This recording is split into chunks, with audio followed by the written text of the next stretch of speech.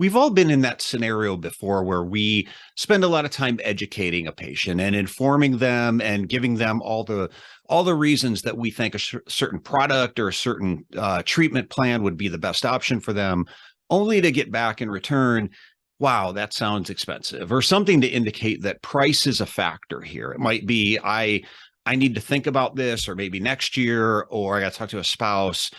Price, something where price is the factor. So the dreaded price objection. So how do we deal with the price objection? Because it comes up a lot in our industry. So let's maybe start with how not to deal with the price objection, because these approaches are probably going to be counterproductive.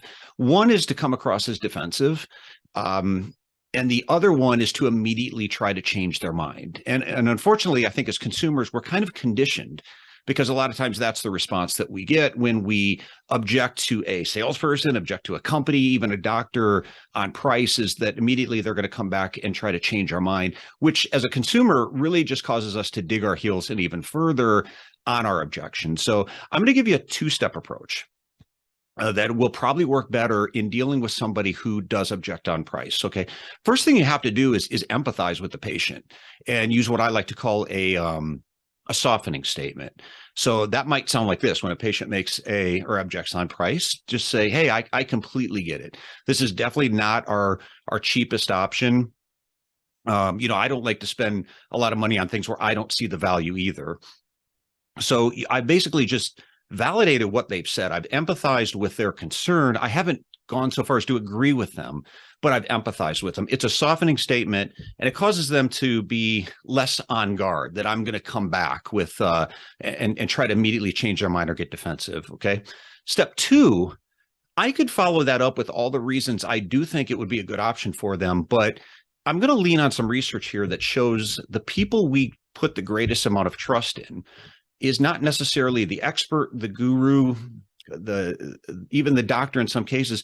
So there's research showing that we put the greatest amount of trust in people just like us.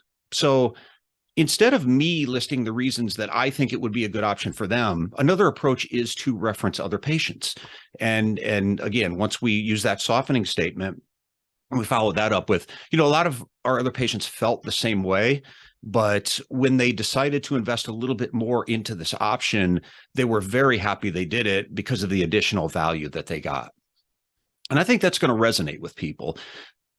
After that, there's something really critical that you have to do that's going to indicate whether or not the patient is a definite no, and that's okay, we can move on, or they're still interested. There's something you can do right after that that's going to let you know whether they're no or whether they're still interested, and we can advance the conversation from there.